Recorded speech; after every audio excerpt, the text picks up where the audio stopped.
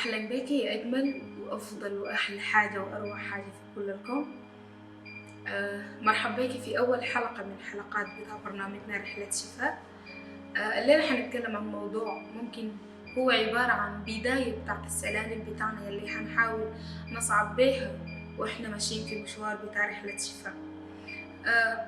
أول سلم إحنا حنطلعها أنا وإنتي مع بعض عشان نقدر نضمن إنه إحنا ابتدينا نبني أساس لإنه إحنا نقدر نبني بيها الشفاء بتاعنا، اللي هو عنوان بتاعت الحلقة بتاعنا الليلة هو قبول الذات أو محبة الذات. طيب قبل ما نبدأ الموضوع بتاعنا اللي هو قبول الذات، أنا حابة إنه نتشارك في آية افتتاحية بسيطة هي ممكن بتلخص لنا كل الموضوع بتاعنا اللي إحنا عايزين نشاركه الليلة. الآية الافتتاحية موجودة في أمثال 7:23 بيقول: لأنه كما يشعر في نفسه هكذا هو. الآية دي بتقول إنه الحاجة اللي أنا وإنت بنشعر بيها في الأنفس بتاعنا دي الحاجة اللي فعلا بتمثلنا وبتمثل الحقيقة بتاعتنا. إذا هي كانت صحيحة فحتكون حياتنا بطريقة صحيحة، إذا هي كانت خطأ فهنبني الأسس بتاعنا بطريقة خطأ. إذا كانت إيجابية فكل حاجة إحنا هنعملها في حياتنا هتكون إيجابية، وإذا كانت سلبية فبرضه هيطلع شي سلبي. طيب، وكمان الحاجة الثانية بعد الآية المفتاحية قبل ما إنه إحنا نبدأ في الموضوع بتاعتنا أو نحاول نعرفها، أنا حابة أسألكم كذا سؤال لكن ما تجاوبيني به وما محتاجة إجابة أنا، لكن جاوبيها في نفسك، تأملي فيها قبل ما إنه أنت تبدي تطرحي الأجوبة أو تقدري تجاوبي فيها لنفسك. ركزي في الأسئلة دي وتأملي فيها وبعد كده أدي أجوبة، حتلقي تعرفي أو تقدري تعرفي الحاجة اللي أنا قصدها من خلال الأسئلة دي. أول سؤال: هل أنت بتعرفي إنه في ناس كثيرين ما بيحبوا ذاته؟ السؤال الثاني: هل أنت في ذات نفسك بتحبي نفسك؟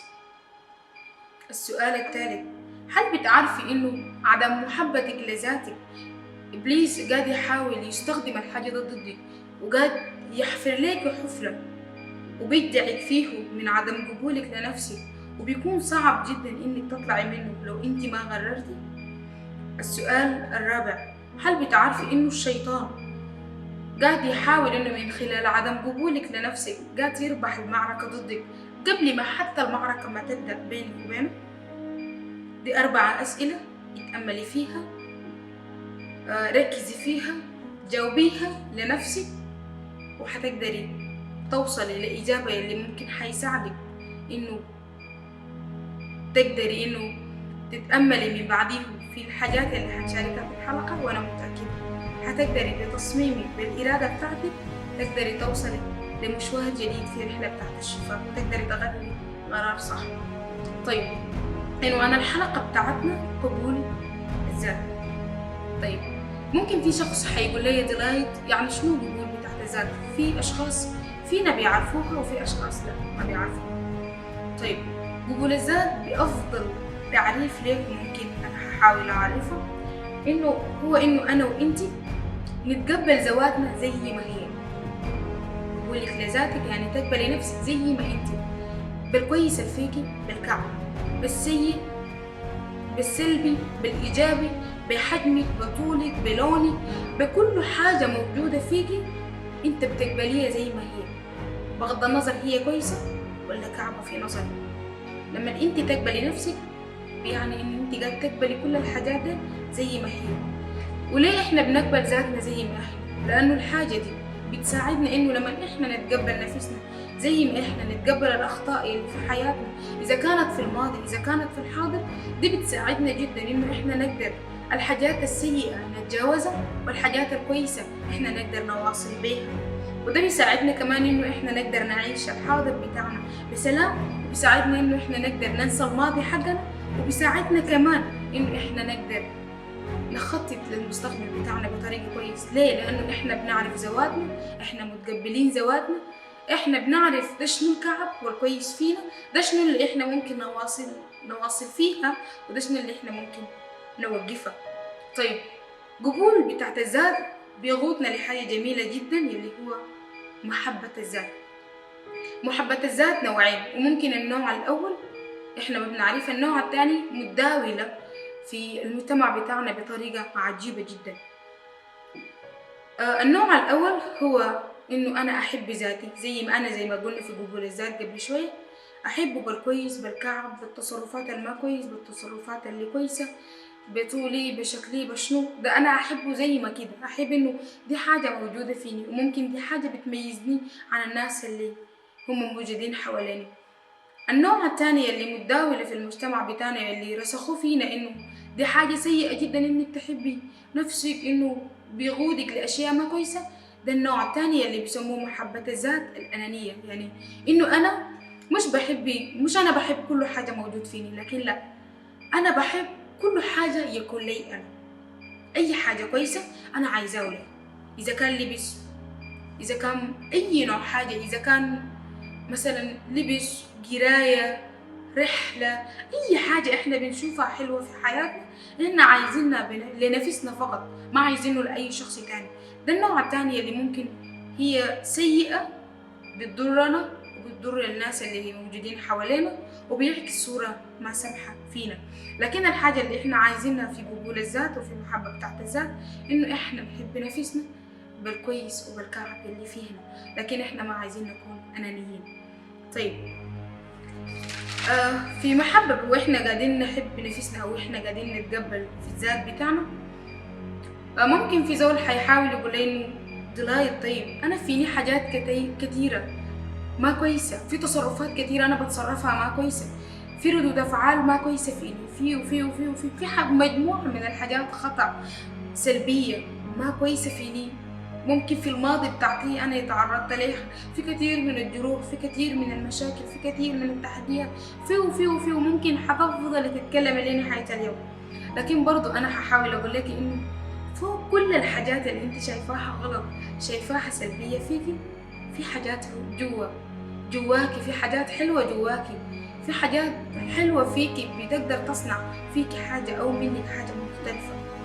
وأنا عايزة أقول لك في الوقت اللي أنت قاعدة تقولي إنه فيك حاجات كثيرة ما كويسة، أنا عايزة أقول لك عندك القدرة تقولي فيك حاجات كويسة جدا فيكي، لكن بسبب إنه أنت قاعدة تنظري للأشياء السلبية، للأشياء الخطأ، للأشياء الما كويسة اللي حصلت لك، للأشخاص اللي ممكن جرحوكي قالوا لك كلمات ما كويسة، وأنت قاعدة تواصلي إنك أنت تتأملي في الكلمات اللي قالوا لك أو في الأشياء السيئة اللي فيكي، ده قاعد يخليكي إنه أنت ما تقدري تشوفي الأشياء الحلوة والمميزة اللي فيكي، الأشياء اللي بتميزك عن الناس الآخرين، الأشياء اللي ممكن لو أنت ركزتي فيها قادر يصنع نقطة تحول لحياتك، قادر إنه هو يخليكي تتغلبي على الماضي بتاعك وتصنعي ماضي يلي ممكن أنت حتنسيه وتصنعي حاضر جديد وتصنعي مستقبل ممكن مبهر بيخلي حياتك ملام بفرح، بسعادة، بإنجاز، بمتعة، بلذة للحياة، وبيخلي إنه الناس اللي موجودين حواليك يشوفوا التغيير من خلالك أنت.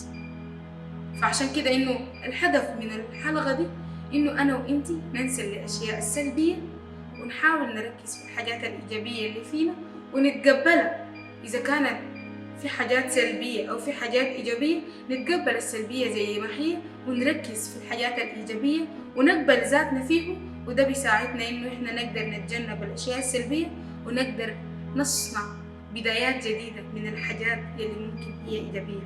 طيب وإحنا قاعدين نقبل ذواتنا في 3 حاجات إحنا محتاجين نعملها، ودي حتساعدنا إنه إحنا كيف نقدر نقبل نفسنا. 1 محبة الله لنا، 2 نغير النظرة بتاعتنا تجاه أنفسنا قبل ما الناس التانيين يغيروا نظرتهم لنا، 3 بنسميها التوكيدات. طيب أول طريقة عايزين نعرفها محبة الله ده بنقصد بيه شنو بيفيدنا في شنو.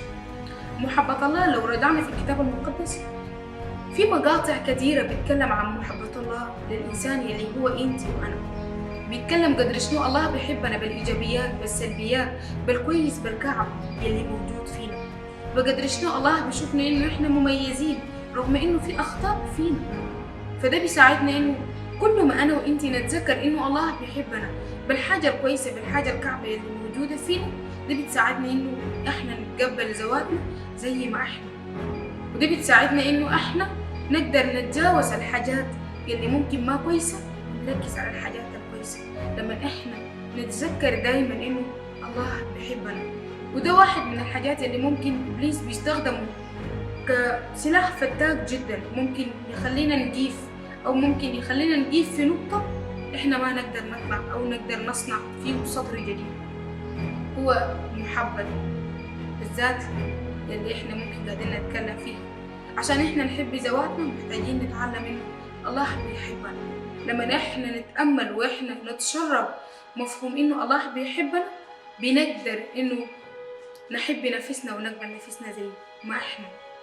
الحاجة الثانية إنه إحنا نغير نظرتنا تجاه أنفسنا. ده بتساعدنا في شنو؟ لما أنا وإنتي نبدأ إنه إحنا دايما كنا بنشوف نفسنا إنه إحنا سلبيات، ما فينا حاجة ممكن يصنع فينا تغيير أو نصنع تغيير في ناس تانيين، ما فينا حاجة ممكن يدينا الدافع إنه إحنا نعمل أشياء جديدة، ما في حاجات ممكن سمحة فينا. لما إحنا نبدأ نغير نظرتنا تجاه أنفسنا، إنه بدل ما إنه إحنا ما قادرين لإنه إحنا قادرين، مما إنه إحنا ما بنصنع حاجة ولا بننفع لحاجة لإنه إحنا بننفع لحاجة. ممكن حاجة توضيحية بسيطة عايز أوضح بها النقطة دي من خلال آية في الكتاب المقدس، في تقريبا في الكتاب المقدس في كورنثوس الثانية، ممكن بنلقاها في 5:17. بيقول: إذ كان أحد في المسيح فهو خليقة جديدة، الأشياء العتيقة قد مضت، هو ذا الكل قد صار جديدا. بيعني شنو الكلام ده؟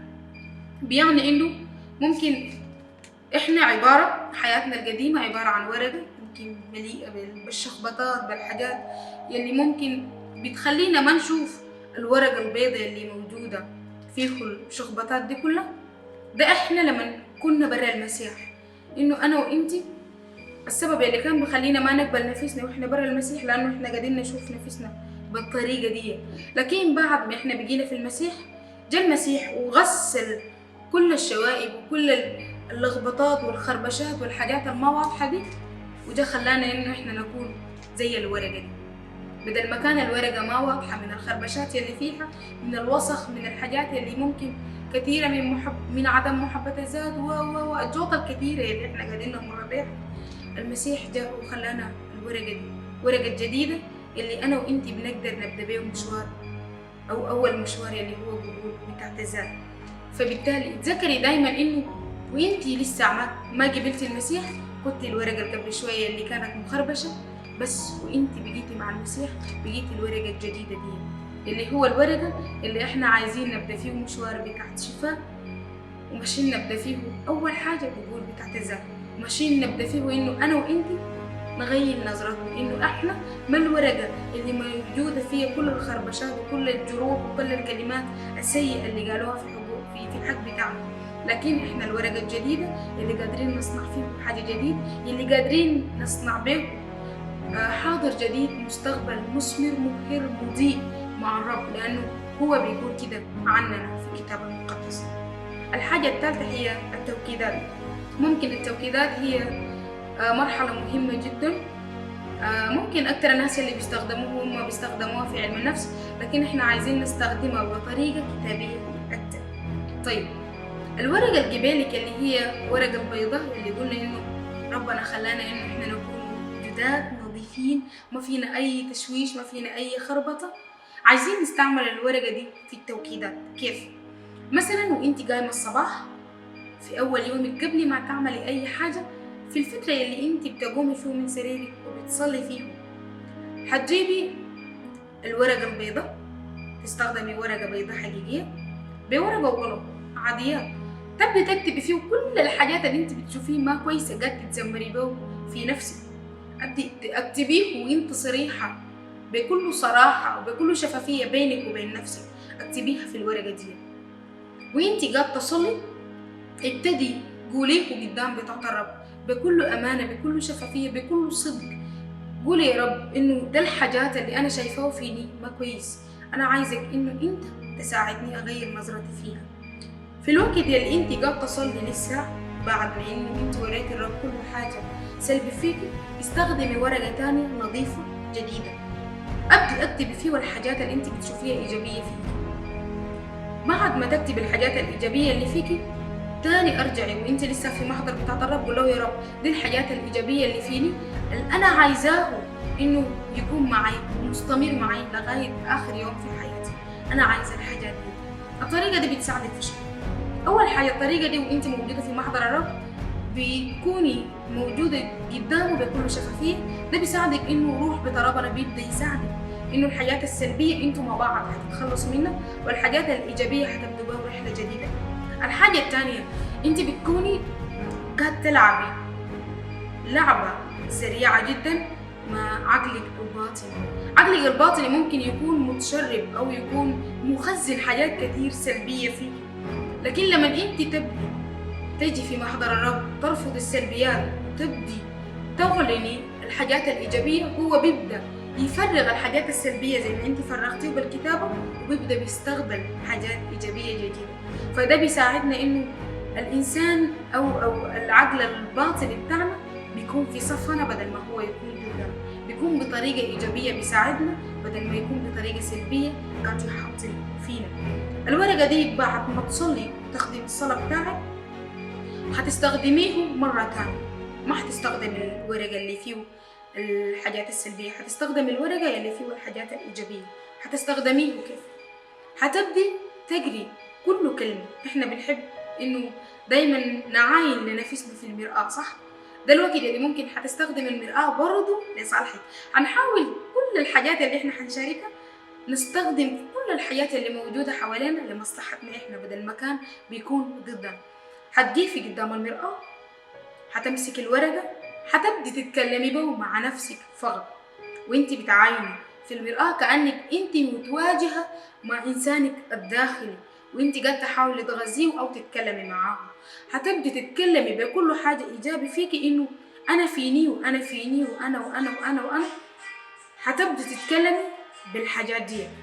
في اثناء ما انت قاعده تتكلمي هتحسي براحه وسلام في داخلك، هتحسي انه في حاجه مختلفه، في طاقه ايجابيه ابتديتي تكتسبيها. فبالتالي انت هتحسي انه يومك قادره تبدي يوم جديد، يوم مليء بأمل، يوم مليء بحاجات كثيرة. وأنا بفضل إنه التوكيدات ده لو قدرتي في كل يوم صباح تستخدميها هيساعدك جدا، لأنه أنا ذاتي اختبرت الحاجة دي. عشان كده في حاجة اللي عايزة أذكرك به إنه أنت دايما تذكري الثلاث الطرق ده يلي ممكن يساعدك تتقبلي نفسك او تحبي نفسك بطريقه صحيحه، ما بطريقه انانيه خالص، بطريقه انت هتقدري تحبي نفسك وهتشوفي اللي حوالينك هيبتدوا يحبوكي وهيبتدوا يشوفوكي من منظور تاني، وهتشوفي نفسك انه كل حاجه ما كنتي قد تقدري تحققيها هتبتدي تحققيها. واحد، تذكري محبه الله لك كل ما ابليس يبدا يذكرك انه انت ما محبوبه. اثنين، غيري نظرتك تجاه نفسك حتى تقدري تخلي الناس اللي موجودين حواليكي يغيروا نظرتهم لك. 3، استخدمي التوكيدات حتى تقدري تصنعي طاقة إيجابية لك وتقدري في نفس الوقت تبدي مشوار جديد، وتقدري تبدي إنه تضمني إنه أنت والله تبتدوا مشوار جديد لأشياء جديدة جميلة خالص. وأنا متأكد حتبدي يومك بأفضل طريقة، بأجمل طريقة، بأجود صورة. فإحنا وصلنا للنهاية بتاعت الحلقة بتاعتنا. أنا بتمنى إنه قدرت أفيدك وقدرت أساعدك. ممكن في طرق كثيرة ممكن تقبلي بها نفسك، بس دي أكتر طريقة أو أفضل طريقة أنا اختبرتها وجربتها، وأبسط طريقة ممكن إحنا ما بنتعب فيها، بس بنستخدم أبسط الطرق وأبسط الأشياء اللي موجودة في حياتنا بطريقة ممكن تساعدنا نقبل نفسنا ونحبها. تكوني بخير في كل وقت لغاية ما نتلاقى في باقي الحلقة.